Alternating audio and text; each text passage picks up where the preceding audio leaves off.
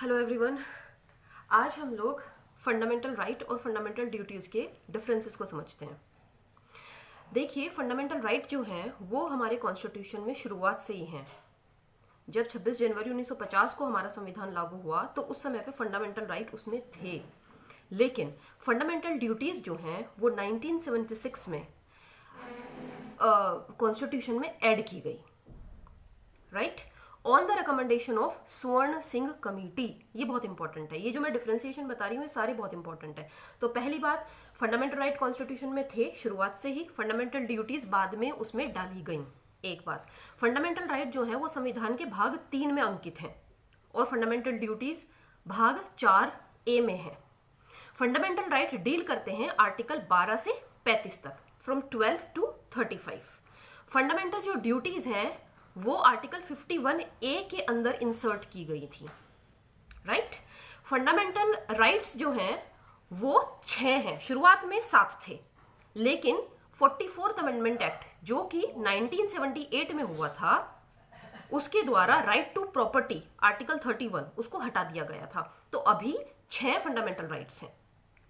Fundamental जो duties हैं शुरुआत में 1976 में जब ये इंसर्ट की गई थी कॉन्स्टिट्यूशन के अंदर उस समय 10 थी, ठीक है, लेकिन अभी क्या है 11 हैं। 11 कैसे हुई? जो 11वीं ड्यूटी थी जो कि किससे संबंधित है, जो कि 6 से 14 साल तक के बच्चों के एजुकेशन से संबंधित है, वो 2002 में, उस समय अटल बिहारी वाजपेयी जी की सरकार थी, 2002 में 86th अमेंडमेंट के द्वारा उसको इंसर्ट किया गया। तो फंडामेंटल राइट कितने हैं? 6।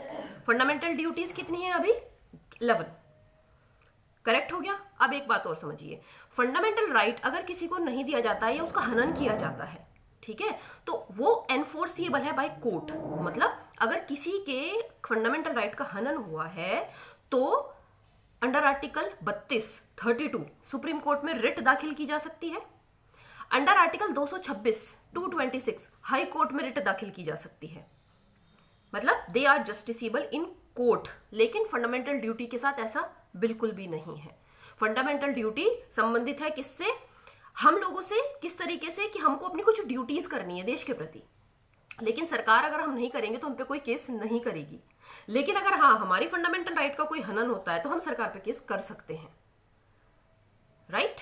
जो फंडामेंटल जो ड्यूटीज हैं ये एब्सोल्यूट है नेचर के अंदर, है ना। एब्सोल्यूट मतलब आपको ये करनी है नहीं करनी है, लेकिन ये इनको कभी भी सस्पेंड नहीं किया जा सकता। इमरजेंसी के अंदर भी ये कभी सस्पेंड नहीं होती हैं, सही है। लेकिन जो फंडामेंटल राइट्स हैं क्योंकि वो हम सरकार से ले रहे हैं, है ना, तो वो जब इमरजेंसी लगती है तो उसमें वो सस्पेंड किए जा सकते हैं, 2 को छोड़ के, 20 और 21। आर्टिकल 20 और आर्टिकल 21 ये कभी भी सस्पेंड नहीं होते हैं, सही है। तो आई होप आपको ये जो इनका जो डिफरेंशिएशन था, और ये बहुत इंपॉर्टेंट है, ये एग्जाम में बहुत बार पूछा जाता है, तो आई होप ये आपको समझ में आ गया होगा जो इनका जो डिफरेंशिएशन था। Thank you so much. पढ़ते रहिए और अपने डाउट्स ऐसे ही क्लियर करते रहिए। Take care.